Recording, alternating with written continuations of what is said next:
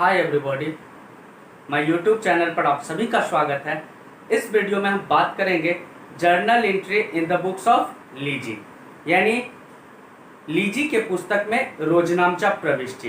तो लीजी के पुस्तक में रोजनामचा प्रविष्टि करने से पहले, जर्नल एंट्री करने से पहले कुछ पॉइंट्स को जानना बहुत ही जरूरी है। तो लीजी और लैंडलॉर्ड के बीच में रॉयल्टी के लिए एक एग्रीमेंट्स पेपर तैयार होता है। उस एग्रीमेंट्स पेपर पर लैंडलॉर्ड के द्वारा रॉयल्टी का रेट, मिनिमम रेंट की राशि क्या किया जाता है, निर्धारित कर दिया जाता है।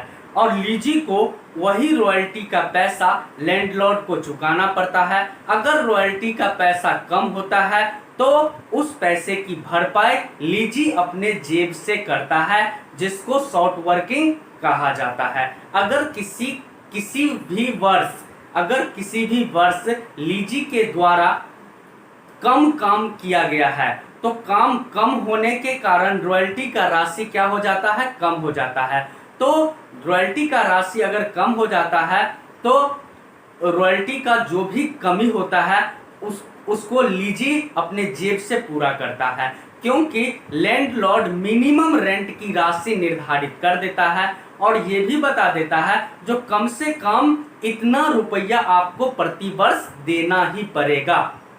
तो वो पैसा लीजी के द्वारा लैंडलॉर्ड को चुकाना पड़ता है। लीजी को लैंडलॉर्ड को वो पैसा चुकाना पड़ता है। लीजी उस पैसे का भुगतान लैंडलॉर्ड को करता है।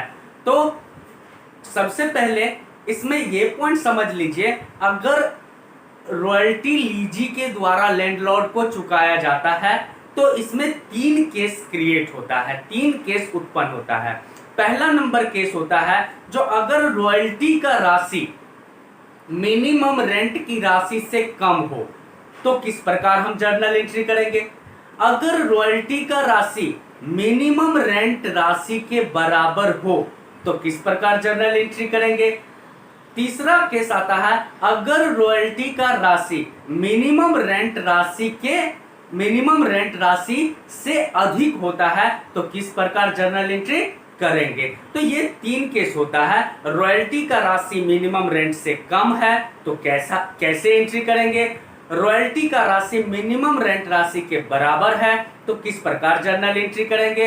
रॉयल्टी का राशि मिनिमम रेंट राशि से अधिक है तो किस प्रकार जर्नल एंट्री करेंगे। तो पहला नंबर केस के अनुसार हम चलते हैं और पहला साल यह मानते हैं जो रॉयल्टी का राशि मिनिमम रेंट राशि से क्या है, कम है। रॉयल्टी का राशि मिनिमम रेंट के राशि से क्या है, कम है। अगर रॉयल्टी का राशि मिनिमम रेंट के राशि से कम होता है तो किस प्रकार जर्नल एंट्री करेंगे, यहां पर हम आपको दिखा रहे हैं। तो सबसे पहले हम लिख देंगे ईयर में जाके 1 और 1 पहला ईयर का ये पहला एंट्री हम करेंगे। Royalty accounts debit, short working account debit to landlord accounts. Royalty accounts debit, short working account debit to landlord account. अब बात यहाँ पर आया जो सर आपने रॉयल्टी को डेबिट क्यों किए, शॉर्ट वर्किंग को डेबिट क्यों किए और लैंडलॉर्ड को क्रेडिट क्यों किए। तो रॉयल्टी को लीजी ने इसलिए डेबिट किया क्योंकि रॉयल्टी लीजी के लिए क्या है, खर्चा है और खर्चा को क्या किया जाता है, डेबिट किया जाता है। इसीलिए रॉयल्टी को क्या किए हैं, यहाँ पर डेबिट कर दिए।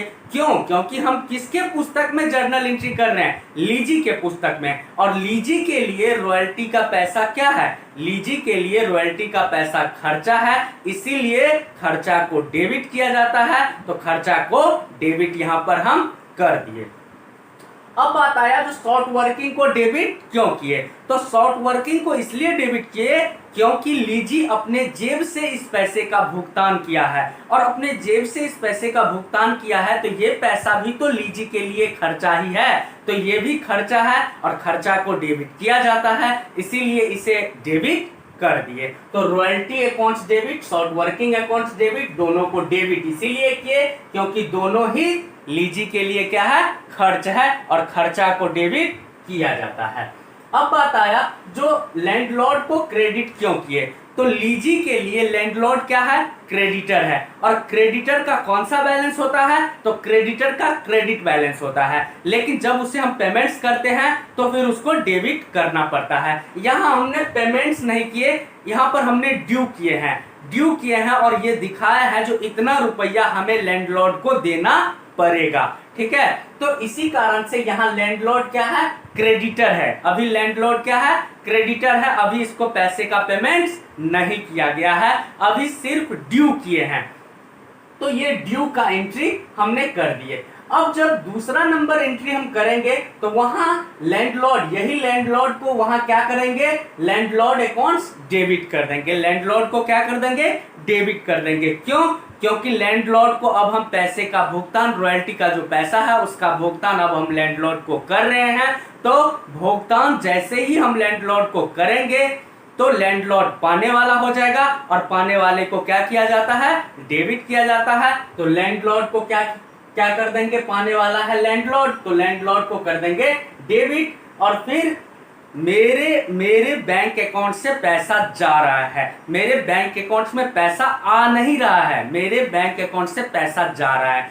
जब बैंक अकाउंट से पैसा जाता है तो बैंक को क्रेडिट करना पड़ता है। ठीक है, और जब बैंक अकाउंट्स में पैसा आता है तो बैंक को डेबिट करना पड़ता है। तो यहाँ पैसा आ नहीं रहा है, यहाँ पर पैसा जा रहा है। ठीक है, तो यहाँ पैसा जा रहा है, और किसको ये पैसा किसे जा रहा है, किसको पेमेंट्स कर रहे हैं, तो लैंडलॉर्ड को पेमेंट्स कर रहे हैं। तो लैंडलॉर्ड पाने वाला हो गया तो उसको हमने डेबिट कर दिए, और पैसा जा रहा है तो बैंक कौन सा अकाउंट्स, तो बैंक है रियल अकाउंट्स। तो रियल अकाउंट्स क्या कहता है, आते समय आप डेबिट करिए और जाते समय क्रेडिट करिए। तो यहाँ पर बैंक को हमने क्या किए, क्रेडिट कर दिए, क्योंकि बैंक से पैसा जा रहा है। ठीक है, अब आइए तीसरा नंबर एंट्री। तीसरा नंबर एंट्री में हम रॉयल्टी को प्रॉफिट एंड लॉस अकाउंट्स में भेजते हैं।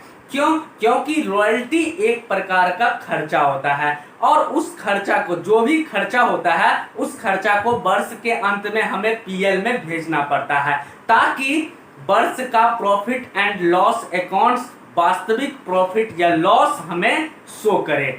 वर्ष का प्रॉफिट एंड लॉस अकाउंट्स हमें एक्चुअल प्रॉफिट या लॉस तब ये शो करता है जब हम सभी खर्चा हानि का आइटम उसमें दिखाते हैं और फिर उससे प्रॉफिट या लॉस निकालते हैं। तो हमें ये रॉयल्टी का पैसा प्रॉफिट एंड लॉस अकाउंट्स में भेजना पड़ेगा। क्यों, क्योंकि रॉयल्टी इस साल का खर्चा है, तो इस साल के प्रॉफिट एंड लॉस अकाउंट्स में उस पैसे को वर्ष के अंत में हमें भेजना पड़ता है, और उस पैसे को जैसे ही हम वर्ष के अंत में प्रॉफिट एंड लॉस अकाउंट्स में भेजेंगे तो यहाँ पर रॉयल्टी डेबिट था, और इस पैसे को हम वर्ष के अंत में पीएल अकाउंट्स में भेजेंगे, यानी इस पैसे को खत्म कर देंगे। तो खत्म करेंगे तो खत्म करने के लिए क्या करना पड़ता है, उसका उल्टा एंट्री करना पड़ता है, यानी जो डेबिट है उसे क्रेडिट करना पड़ता है और जो क्रेडिट है उसे डेबिट करना पड़ता है। तो यहाँ रॉयल्टी डेबिट है और इसी पैसे को पीएल अकाउंट्स में हम भेज रहे हैं। तो प्रॉफिट एंड लॉस अकाउंट्स को हमने कर दिए डेबिट और टू रॉयल्टी अकाउंट्स को कर दिए credit. Profit and loss accounts को हमने डेबिट्स कर दिए और रॉयल्टी अकाउंट्स को हमने क्रेडिट कर दिए, और प्रॉफिट एंड लॉस अकाउंट्स यहाँ डेबिट हो गया। इसका मतलब ये हुआ जो रॉयल्टी का पैसा प्रॉफिट एंड लॉस अकाउंट्स में जाकर क्या हो जाएगा, डेबिट साइड में लिखा जाएगा। और debit side profit and loss accounts का जो होता है वो खर्चा और हानि का साइड होता है, उस साइड में खर्चा और हानि को लिखा जाता है। तो खर्चा, ये तो खर्चा है तो इसको खर्चा वाले साइड में ये चला जाएगा, और खर्चा वाला साइड में अगर ये चला जाता है तो उस वर्ष का वास्तविक लाभ या वास्तविक हानि का पता हमें आसानी से चल पाता है। क्यों, क्योंकि हमने सारे खर्चा और हानि को उस खाता में भेज दिए और उससे जो भी प्रॉफिट या लॉस आया वही प्रॉफिट एंड लॉस मेरा इस वर्ष का एक्चुअल प्रॉफिट एंड लॉस, वास्तविक प्रॉफिट या लॉस कहलाएगा। तो इसी कारण से रॉयल्टी की राशि को, रॉयल्टी का जो भी पैसा है वो इस वर्ष का मेरा खर्चा है, तो उस खर्चा को वर्ष के अंत में प्रॉफिट एंड लॉस में हमें भेजना पड़ता है। और उस खर्चा को अगर हम प्रॉफिट एंड लॉस अकाउंट्स में भेजेंगे तो रॉयल्टी जो यहाँ डेबिट है उसको यहाँ क्रेडिट करना पड़ेगा और प्रॉफिट एंड लॉस अकाउंट्स को डेबिट करना पड़ेगा। जब हम प्रॉफिट एंड लॉस का अकाउंट्स खोलेंगे तो प्रॉफिट एंड लॉस डेबिट है तो रॉयल्टी को लेकर चला जाएगा डेबिट साइड में, और जैसे ही डेबिट साइड में रॉयल्टी को लेकर जाएगा तो खर्चा उस वर्ष क्या हो जाएगा, बढ़ जाएगा, और खर्चा बढ़ जाएगा तो मेरा प्रॉफिट क्या हो जाएगा उस वर्ष का, थोड़ा सा कम हो जाएगा। किसके कारण कम होगा, तो खर्चा बढ़ने के कारण कम हो जाएगा, तो वही तो मेरा वास्तविक प्रॉफिट या लॉस कहलाएगा। अब बात आया जो ये तो सर फर्स्ट ईयर का आपने करके दिखा दिए, फर्स्ट ईयर का हो गया। अगर मान लीजिए रॉयल्टी का राशि मिनिमम रेंट के राशि से अधिक हो, अगर रॉयल्टी का राशि मिनिमम रेंट के राशि से अधिक हो तो फिर किस प्रकार एंट्री हम करेंगे। तो रॉयल्टी का राशि अगर मिनिमम रेंट के राशि से अधिक होगा तो हमें जेब से यानी लीजी को जेब से पैसा देने का अधिकार नहीं रहेगा, यानी लीजी को जेब से पैसा देने का कोई मतलब ही नहीं बनता है, लीजी जेब से पैसा देगा ही नहीं। ठीक, क्यों, क्योंकि उसके पास रॉयल्टी का राशि अवेलेबल है, जितना पैसा रॉयल्टी के लिए चाहिए उतने का व्यवस्था हो चुका है, मिनिमम रेंट से रॉयल्टी का राशि ज्यादा है, तो उस स्थिति में उस केस में हमें शॉर्ट वर्किंग को नहीं लिखना पड़ता है, यानी शॉर्ट वर्किंग उस केस में नहीं आता है। तो वहां पर अगर मान लीजिए रॉयल्टी का राशि मिनिमम रेंट से अधिक होगा तो वहां हम क्या एंट्री करेंगे, वहां पर क्या एंट्री होगा, तो यहां लिख देंगे सेकेंड ईयर और रॉयल्टी का राशि क्या है, अधिक है। तो रॉयल्टी का राशि अगर अधिक है तो हमें जेब से पैसा देने का कोई जरूरत नहीं है, यानी हम जेब से पैसा नहीं देंगे।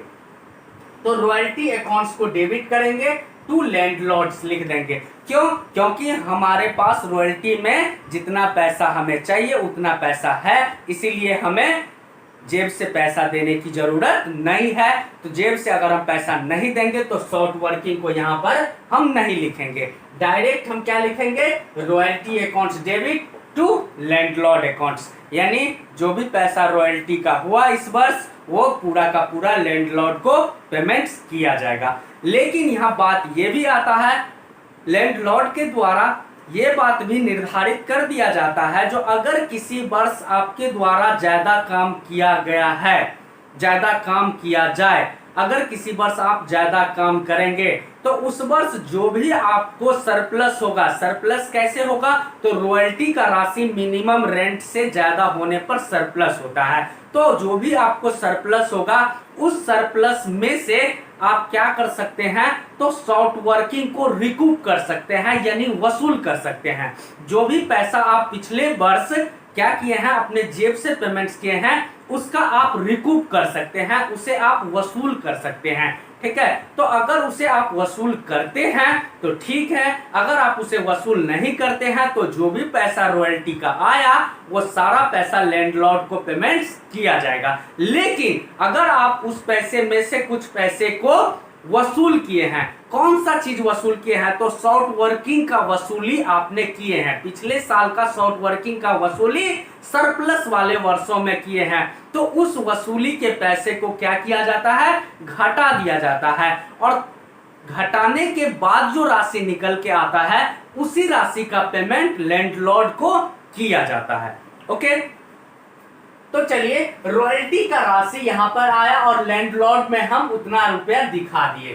ठीक है, तो लैंडलॉर्ड में जैसे ही ये रुपया दिखा दिए तो फिर हमको लैंडलॉर्ड के द्वारा एक बेनिफिट्स दिया जाता है, जो आप सरप्लस वाले ईयर में शॉर्ट वर्किंग को रिकूप कर सकते हैं। तो अगर वो हमको ये बात बोला है जो शॉर्ट वर्किंग को आप रिकूप कर सकते हैं, तो यहां पर आके हम रिकूप कर लेंगे। यहां हम लिखेंगे टू शॉर्ट वर्किंग अकाउंट्स और टू बैंक अकाउंट्स, यानी जो भी पैसा हम रिकूप करेंगे उसको क्रेडिट्स कर देंगे, और जो भी पैसा बच जाएगा रिकूप करने के बाद जो भी पैसा बच जाएगा उसको बैंक के थ्रू हम क्या कर देंगे, लैंडलॉर्ड को पेमेंट कर देंगे। मान लीजिए यहां पर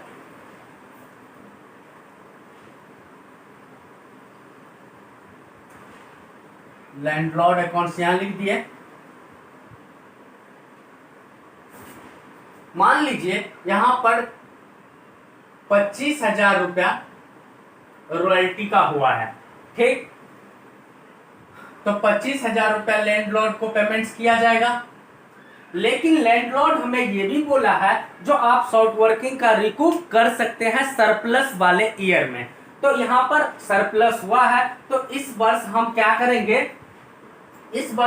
करेंगे, तो शॉर्ट वर्किंग का थोड़ा सा रिकूप कर लेंगे। तो शॉर्ट वर्किंग पिछले साल मेरे को शॉर्ट वर्किंग कितना हुआ है, तो 5,000 का अगर शॉर्ट वर्किंग हुआ है, तो 5,000 शॉर्ट वर्किंग को हम इस वर्ष क्या करेंगे, रिकूप करेंगे। तो यहाँ पर हम क्या लिखेंगे, लैंडलॉर्ड में तो 25,000 ही हमको लिखना पड़ेगा, लिख देंगे। और फिर यहाँ पर जो शॉर्ट वर्किंग है इसमें हम 5,000 लिख देंगे, और फिर बैंक के द्वारा कितना पेमेंट्स कर देंगे, 20,000। यानी लैंडलॉर्ड कहता है जो आप सरप्लस वाले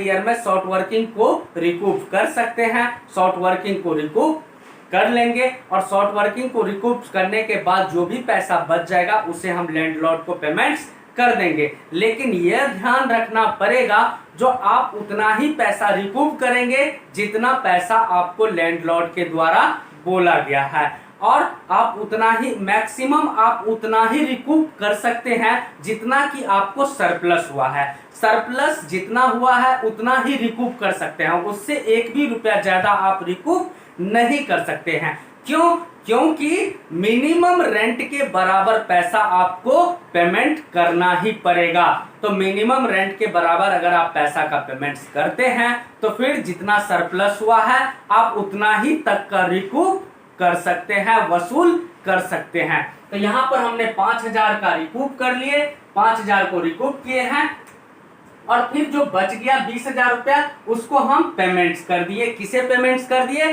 तो लैंडलॉर्ड को पेमेंट कर दिए। अब बात आया जो sir profit and loss accounts में क्या लिखेंगे, कौन सा अमाउंट्स लिखेंगे? तो प्रॉफिट एंड लॉस अकाउंट्स में आप वही अमाउंट्स लिखेंगे जो आपका रॉयल्टी निकल कर आया है। तो आपका रॉयल्टी कितना निकल कर आया है, 25,000। तो यहां पर आप कितना लिखेंगे, 25,000 रुपया ही लिखेंगे। Profit and loss account debit to royalty account 25,000। अब थोड़ा सा ये सेकेंड नंबर एंट्री को समझ लीजिए। यहाँ लैंडलॉर्ड में सर हमने 25,000 दिखाए, शॉर्ट वर्किंग में हमने 5,000 दिखाए, और बैंक में हमने 20,000 रुपया दिखाया। तो लैंडलॉर्ड को हम पेमेंट्स कर रहे हैं तो लैंडलॉर्ड को तो हमें डेबिट करना ही पड़ेगा। शॉर्ट वर्किंग को हमने क्रेडिट इसीलिए किए क्योंकि जिस वर्ष हमें शॉर्ट वर्किंग हुआ था उस वर्ष हमने शॉर्ट वर्किंग को डेबिट किए थे। आज उस पैसे का वसूली हम कर रहे हैं, यानी उस पैसे को अब हम वसूल कर रहे हैं, उस पैसे को खत्म कर रहे हैं। तो उसे क्या करना पड़ेगा, क्रेडिट करना पड़ेगा, यानी उस पैसे का वसूली मेरे द्वारा किया जा रहा है। तो जब ये शॉर्ट वर्किंग हुआ था तो डेबिट किए थे, आज हम इसका वसूली कर रहे हैं तो इसको क्या करना पड़ेगा, क्रेडिट करना पड़ेगा। इसीलिए इसको हम क्या कर दिए हैं, शॉर्ट वर्किंग को क्रेडिट कर दिए। और रेस्ट ऑफ द अमाउंट जो भी मेरा बच गया, जो भी बैलेंस बच गया इस वर्ष, जो भी बैलेंस बच गया है उसका पेमेंट हम किसे कर देंगे, लैंडलॉर्ड को कर देंगे। और लैंडलॉर्ड को ये बोलेंगे जो आप ही ने बोले थे जो जिस वर्ष शॉर्ट वर्किंग होगा उसका भरपाई आप अगले कुछ वर्षों में कर लीजिएगा। तो हमने अगले वर्ष यानी उसके बाद वाले वर्षों में अच्छा मेहनत किए हैं तो हमें सरप्लस हुआ है, तो हम उस सरप्लस वाले ईयर में अपना शॉर्ट वर्किंग का क्या किए, रिकूप कर लिए। अपना शॉर्ट वर्किंग को क्या किए, रिकूप कर लिए। तो यहाँ पर हमने 5,000 शॉर्ट वर्किंग अपना रिकूप कर लिए। जो 5,000 हम पिछले कुछ वर्षों में जेब से चुकाए हुए थे उस पैसे की वसूली हम यहाँ पर कर लिए, क्योंकि ये वर्ष मेरा सरप्लस वाला ईयर है, शॉर्ट वर्किंग वाला ईयर नहीं है। अब बात आया जो सर अगर रॉयल्टी का राशि मिनिमम रेंट के राशि के बराबर हो, रॉयल्टी का राशि मिनिमम रेंट के राशि के बराबर हो तो फिर क्या लिखेंगे, कैसे एंट्री करेंगे? तो अगर रॉयल्टी का राशि मिनिमम रेंट राशि के बराबर हो तो फिर ज्यादा सोचने समझने का कम नहीं है, इसमें ज्यादा हमें सोचना समझना नहीं पड़ेगा। डायरेक्ट एंट्री हम लिखेंगे यहाँ पर। मान लीजिए रॉयल्टी का राशि मिनिमम रेंट राशि के क्या है, बराबर है। तो रॉयल्टी का राशि मिनिमम रेंट राशि के बराबर रहने पर हमें क्या करना पड़ेगा, यहां पर रॉयल्टी अकाउंट्स डेबिट 20,000 लिख देंगे, लैंडलॉर्ड में भी 20,000 लिखेंगे। और इस वर्ष हमें रिकूप करने का चांस नहीं रहता है, क्योंकि सरप्लस होता है तब ये हमें रिकूप करने का चांस मिलता है। तो यहाँ सरप्लस तो हुआ नहीं, तो हम कोई भी पैसा रिकूप नहीं कर सकते हैं। तो रिकूप करने का चांस नहीं है, तो डायरेक्ट एंट्री हो जाएगा। सेकेंड एंट्री क्या होगा, landlord account debit to bank accounts, यानी जो भी 20,000 रुपया यहाँ पर आया है उस 20,000 रुपया का पेमेंट कर दिया जाएगा। यहाँ पर 20,000 रुपया का पेमेंट हो गया, और फिर यही 20,000 रुपया रॉयल्टी के पैसे को प्रॉफिट एंड लॉस अकाउंट्स में खर्चा के रूप में दिखाया जाता है, यानी प्रॉफिट एंड लॉस अकाउंट्स में इसे भेज दिया जाता है, जिससे इस वर्ष का 20,000 का खर्च क्या होता है, बढ़ जाता है। तो प्रॉफिट एंड लॉस अकाउंट्स में इस 20,000 रुपया को हम क्या करेंगे, लिख देंगे। तो इस तरह से आपका तीनों केस कंप्लीट हो गया। तीनों केस यहाँ पर